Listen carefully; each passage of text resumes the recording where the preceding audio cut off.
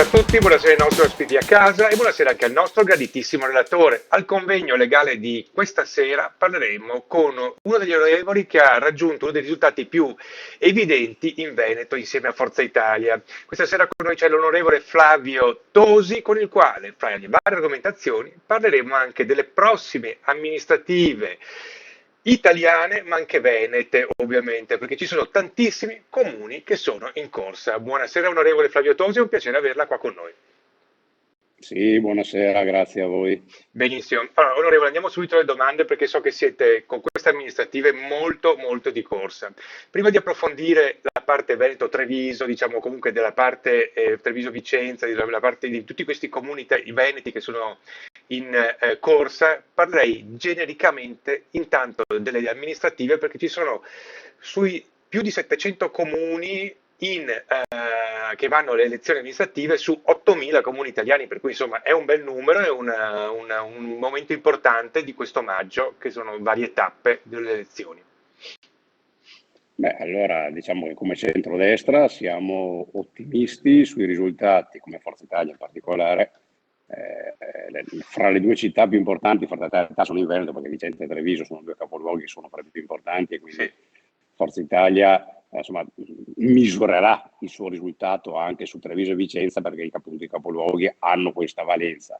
Per fortuna con un governo di centrodestra finalmente non si vota in estate, perché io mi ricordo le amministrative anche dell'anno scorso si votò a giugno inoltrato e i ballottaggi a fine giugno.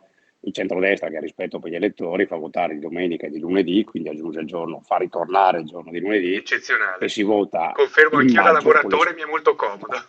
Certo, appunto. E si vota in maggio a scuole aperte, quindi con le famiglie a casa e non con le famiglie in ferie. Quindi con questa combinata risposta, con il buon lavoro del governo, penso che a Vicenza e Treviso e in generale le amministrative, Forza Italia e centrodestra faranno bene. Bene, bene, molto interessante.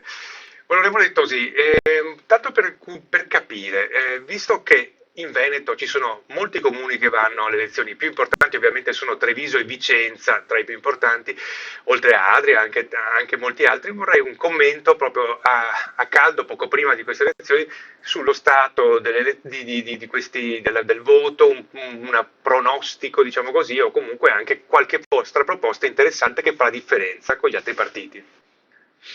Beh, allora, Vicenza e Treviso, il centrodestra è unito in tutte e due le grandi città, non è così ovunque, ma è normale, cioè nel senso che quando ci sono le comunali, Sì, a livello locale, in comuni cosiddetti minori, ci può essere una questione personale, una questione, per esempio, che io auspico che ove il centrodestra è diviso in comuni però che vanno al ballottaggio, quindi in comuni sopra i 15.000 abitanti, che il primo turno sia le primarie, cioè il centrodestra che magari corre diviso al primo turno, però qualcuno in centrodestra al ballottaggio ci va di sicuro, che poi al secondo turno il centrodestra si compatti in tutti i comuni importanti in modo tale da andare insieme al ballottaggio. se posso dire una battuta, che non Speriamo anche, succeda come a Verona, la sua amata Verona, visto che lei, esatto, insomma, l'abbiamo persa dove qualcuno rifiutò dopo appunto il suo impegno per l'apparentamento anni a Verona, un e si peccato. perse, lo so, lo so.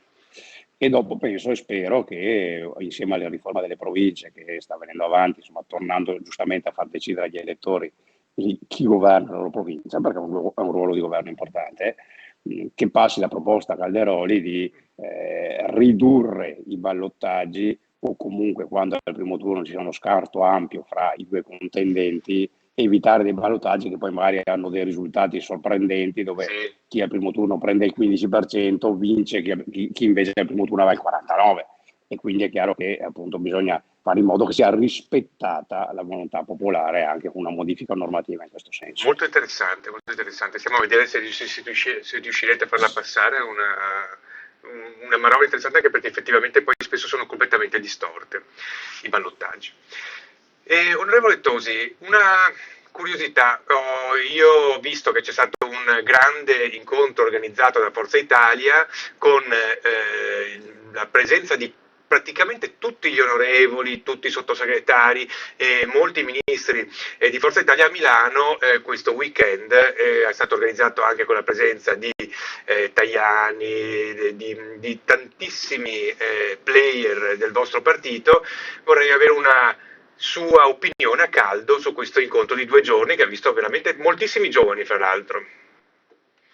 Beh, un incontro che viene non casualmente prima delle amministrative, quindi se non in Veneto, prima di Vicenza e di Treviso, perché è chiaro che Forza Italia punta, e l'ha dimostrato quei dibattiti. Tutti i ministri, tutti i sottosegretari, grandi player di grandi aziende pubbliche e private a Sì, livello nazionale, che si sono confrontati parlando di soluzioni concrete, perché Forza Italia ha questo taglio, cioè Forza Italia a livello sì. nazionale, come a livello locale, nelle città dove si va al voto, presenta una classe dirigente competente e preparata. E quel convegno, quella convention ha dato questa misura, poi è chiaro che c'è stata la misura esaltante di Berlusconi perché ha 20 minuti di cioè, di videomessaggio. sì, Sì. chi magari pensa di non combattere, di tirarsi un po' indietro, poi ascolta Berlusconi e vede che appunto combatte sempre e comunque con una forza che è sovrumana, perché veramente è una cosa miracolosa quella che è riuscita a fare, e quindi penso che abbia dato una carica straordinaria a tutti in assoluto, e appunto anche per queste amministrative che vengono avanti. Molto interessante. Onorevole, un'ultima curiosità, dato che Forza Italia, il suo partito, fa parte ovviamente anche del governo Meloni e siete in questo momento da fuori la percezione è di un governo con una certa armonia e con svariate normative, diciamo, in lavorazione. Come sta procedendo il governo, un'opinione e anche qualche normativa a cui lei tiene particolarmente, come per esempio l'autonomia veneta, che al momento nuovamente sembrerebbe essere stata accantonata. Beh, allora, oggi i temi più importanti sono quelli del fisco, le tasse, l'inflazione, quindi dare una mano alle famiglie e Certo, alle imprese. E su questo governo ha lavorato vista molto bene, ma non l'inflazione perché io faccia terribile. parte del Certo. governo, ma perché è un dato, perché abbiamo messo 30 miliardi l'anno scorso sul caro bollette. E mettere 30 miliardi sul caro bollette vuol dire aiutare a frenare l'inflazione, perché l'inflazione è pesata moltissimo, soprattutto appunto per l'esplosione dei costi di energia. Adesso altri 4 miliardi che vanno sulla riduzione del cuneo fiscale, che vuol dire che per un terzo dei lavoratori, quindi la parte fra l'altro più in difficoltà del mondo del lavoro, un terzo dei lavoratori più in difficoltà si troveranno da qua alla fine dell'anno dai 50 ai 100 euro in busta paga ogni mese in più. Poi c'è un'ulteriore riduzione in vista della pressione fiscale sulle tredicesime. Questo taglio del cuneo fiscale verrà stabilizzato, perché è ovvio che la volontà del governo, di Forza Italia in particolare, perché Forza Italia siamo tutti insieme al governo, però se c'è un partito che da sempre è vicino alle partite IVA, alle imprese, quindi ai lavoratori, quindi a chi produce la ricchezza che mantiene questo paese, è Forza Italia. E quindi c'è questa grande sensibilità su questo tema doverosa nell'aiutare le famiglie e le imprese. Speriamo che anche le amministrative ci diano un risultato in questo senso, perché appunto io parlo per il Veneto, visto che ne sono coordinatore, se a Vicenza e Treviso Forza Italia fa un risultato più significativo rispetto al solito, vuol dire che le politiche che stiamo facendo all'interno del governo sono premiate dagli elettori. Benissimo, molto interessante onorevole. La ringrazio molto onorevole Flavio Tosi per il suo intervento e contributo, spero ci saranno nuove occasioni, grazie ancora, buonasera, arrivederci. Grazie a voi per questa opportunità, buonasera a tutti. Benissimo, buonasera anche agli amici a casa, a presto.